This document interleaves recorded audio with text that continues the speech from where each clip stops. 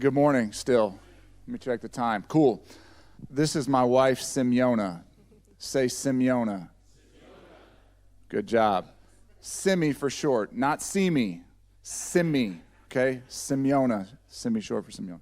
And I'm Doc. I'm not a doctor. My name is Adam. My father was a doctor. I carry that nickname with pride. He passed when I was 19. I was little Doc, and I cherish that identity, right?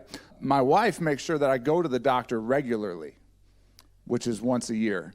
And I had that because my birthday's coming up. I'll be 40 soon.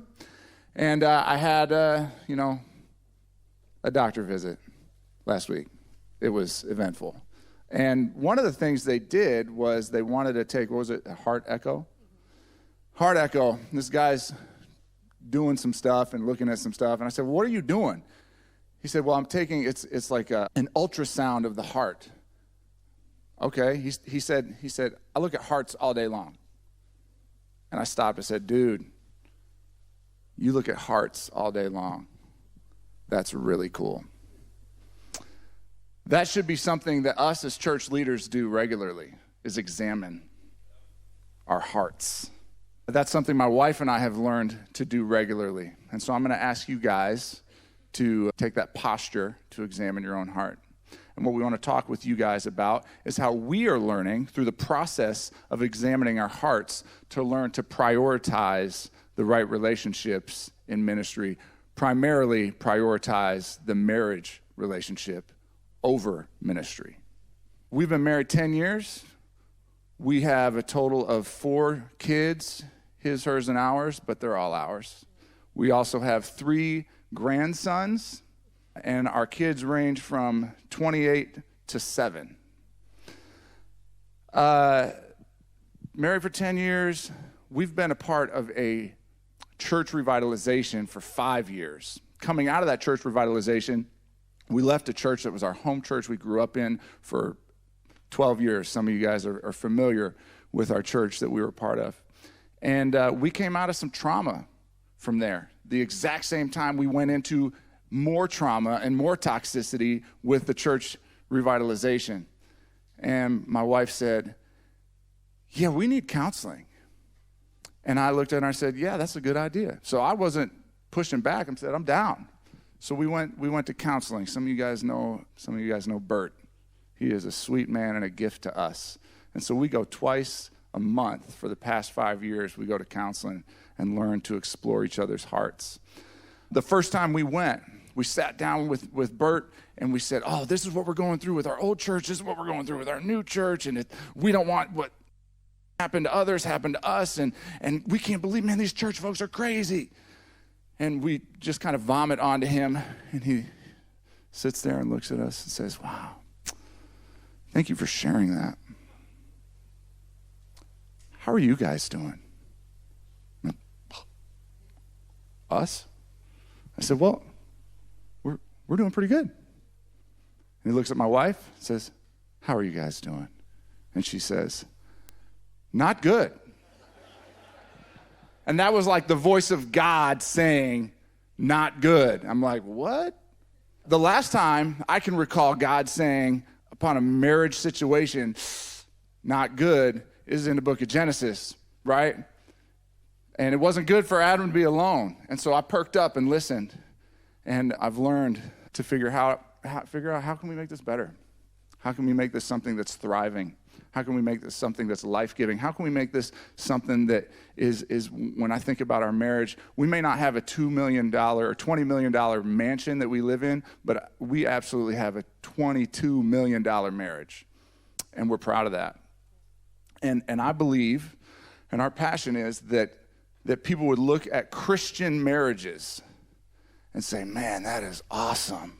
I want that. Because unfortunately in our culture, based on my observation, you guys may know the stats, I don't, but my observation is marriage is not something that culturally we're really excited about, that we really feel like we need. And we want to offer something with confidence to say, oh, this is the bomb. This is the best. But when we first sat down with Bert, it was not good. And let me throw this in there too.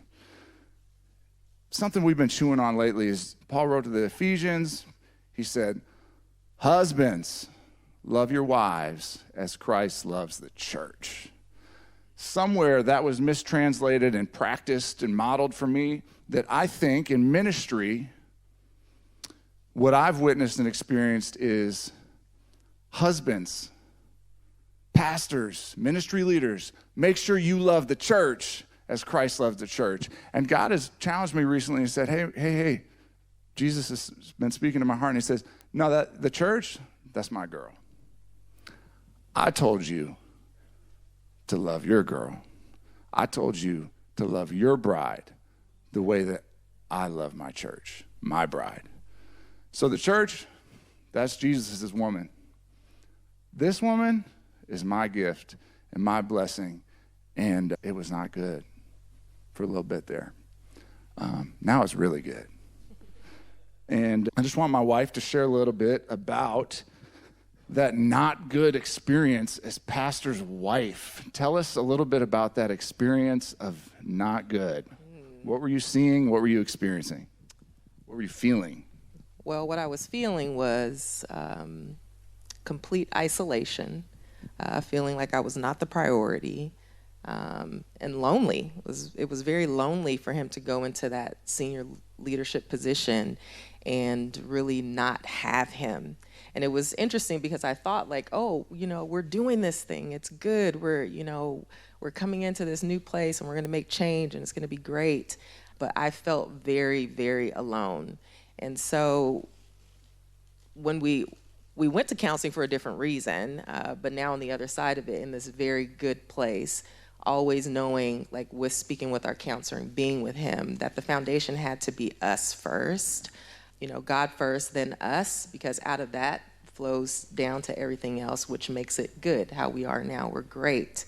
But it was not good. And the operation of how everything was going was leaving us behind. And I even said to him at one point, he was having a conversation with our son, and I said, I don't ever hear you speak to anybody in the church like that, And so I think that was a moment for him to take a step back and be like, oh man, we got to get a hold of this and do some things differently because I'm not feeling it. This is not what I say it all the time. This is not what I signed up for, right? Yeah. Hey, so we've learned to do this, and this is just a taste, right? So we've learned to do this. This is our posture Monday mornings, Friday mornings, sometimes a lot of mornings. Sitting down, embracing uncomfortable conversations that I want to be defensive and respond out of my anxiety, but learn to just receive her heart and allow her to share her experience freely. And it's been challenging. It's been an avenue for maturity. It's been an avenue for intimacy. And she's right, because I would prioritize other people, standing appointments in my calendar, coffee up early, 6, 7 o'clock in the morning with other people, devoted hours, unhurried time. And she's like, I don't get that with you. Mm-hmm. Our kids don't get that with you. They don't experience you sitting and listening and asking those wonderful questions that are on our table. They see me, they witness me offer of myself in that way to others. And my family's not experiencing that. And so we don't claim to have this all figured out. No. That's not what we're saying.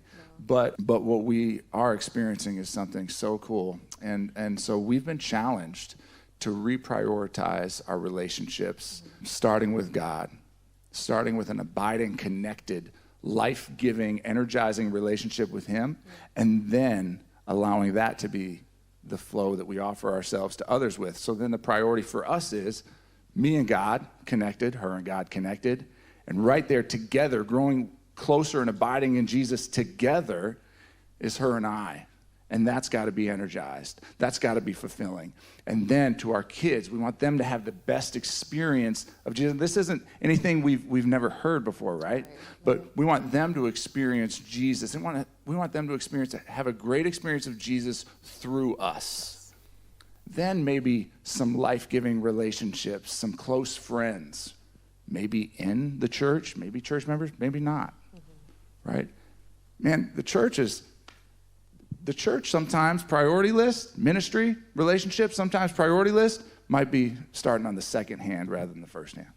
Like I said, we don't claim to have that figured out, but we do want to be, we found that we need to be full and energized in the right relationships before we offer ourselves to others. And I found that my family deserves my best rather than the rest. I want my family to have the best experience of me. Mark Batterson says he wants those who are closest in relationship with him to respect him the most. The way I look at it is, when my father passed away and I was 19, I got I saw this room filled with people that got to experience my dad in ways that I had not experienced him yet. And it was mind-blowing. And I looked at all these people that he influenced in community, and I thought, wow, the bar's been set. I need to impact and influence others in this honorable way. But what I want for when our race comes to an end, I want people to come up to my wife and my kids, and I want them to say, man, your dad was a great man. Your husband, what a special man. I have a picture of who Jesus is through my relationship with him. He was great. And I want my kids, I want my wife to look at them and say, I know. If only you knew the half. Yeah. We want our closest relationships to experience Jesus in the best way possible. But sadly, it's been flipped around. Abiding is really a special thing to me, Dave. I went through seminary. They did not teach me about raccoon carcass disposal. They didn't teach me about several other, squirrel head, cat carcass. They didn't teach me about fecal matter removal either, and that's been a regular one as well. But when I walked away from seminary, went in thinking, man, I'm going to know it all. I'm going to be a master in theology, right? But I walked away saying, well, I don't feel like a master in theology. But when I looked at my seminary experience, I took away the most important thing I need to know is to abide and remain in Jesus. And so over the past couple of years, Jesus is first, right? I cannot love the greater capacity I grow in Jesus. It helps the capacity that I can love her. And it kind of works together. The more intimate I go with her, it's like, oh my gosh, I explore Jesus in a free new way, right? And so abiding in Jesus has led me to read the Bible for what feels like the first time. And a couple years ago, I was reading through Deuteronomy. And I'm reading about sundry laws or sundry laws. Like, what even are those, right? Like, I had to look up what that word means, right? It's like miscellaneous, right? So I'm reading through things like that, and God's speaking to me through those mundane, monotonous things.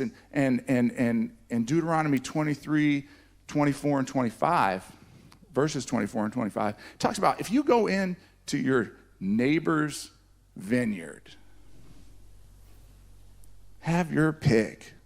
It's like going to, Underwood Farms right here? Oh, go ahead, eat while you're here, go ahead. But God says when you're functioning in community with each other, you can go into their vineyards, but don't you dare fill up your basket with their fruit or their grain. That belongs to them. In the church, man, we've been feeding off other people's grain. And we come to church, but we don't abide for ourselves. I've been learning to abide for myself. And I need to make sure that my vineyard, as I'm watching out for the foxes, I need to make sure my vineyard is fruitful and that my wife and my kids are eating good. And so you may be around us in our presence. You may get to enjoy a little snack, but you got to go abide for yourself. Let God bear his own fruit in your own vineyard. Okay? We're going to leave you guys with a reflection question. You want to put that up, and then we'll get out of here. My wife's got to go pick up our son. Here it goes. So my reflection question for you, as you examine your heart, is how is God calling you to make adjustments so that the right people are receiving the best experience of Jesus through you? And I want to say, if you're not married, your singleness is important. Very much so, yeah. Okay? Very much so. Your singleness is important. Are we abiding? are we offering ourselves to the most important relationships beyond that? So reflect on that, guys. Thank you so much.